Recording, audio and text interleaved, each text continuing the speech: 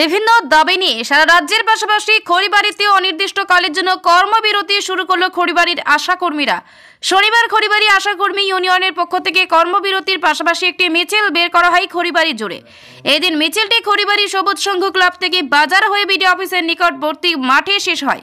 প্রসঙ্গত ভাতা বৃদ্ধি সহ একাধিক দাবিতে দীর্ঘদিন ধরে আন্দোলন করে আসছেন আশাকর্মীরা, কিন্তু তাদের দাবি পূরণ করেনি রাজ্য সরকার। তাই এবার একেবারে কাজ বন্ধ করে দিয়ে কর্মবিরতি শুরু করে দিলেন আশাকর্মীরা।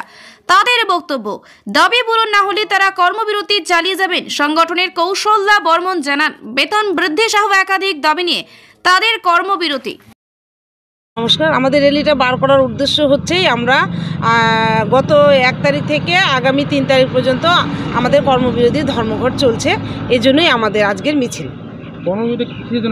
কর্মবিরতি রেখেছি আমরা এই কারণে যে আগামী যেটা আমাদের আছে 3 তারিখে পালস পোলিও, তো পালস পোলিওটা 1 নম্বর আমরা করছি না।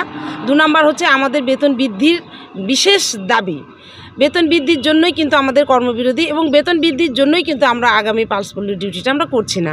কারণ পালস পোলিও ডিউটি হচ্ছে আমাদের 75 টাকার বিনিময়ে আমাদের যেভাবে খাটিয়ে নেয়, আমাদের কিন্তু 75 টাকাতেই মানে চলছে না।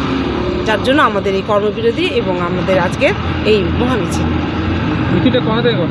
মিছিল আমরা করলাম আমাদের সামনে সবুজ সংঘ ক্লাবের হনুমান মন্দির থেকে শুরু করলাম এবং আমাদের পঞ্চায়েত বিডিও অফিসের মাঠে।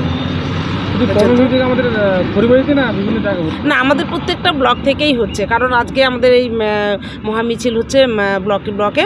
আগামীকাল আমাদের শিলিগুড়িতেই হবে। আপনার নাম?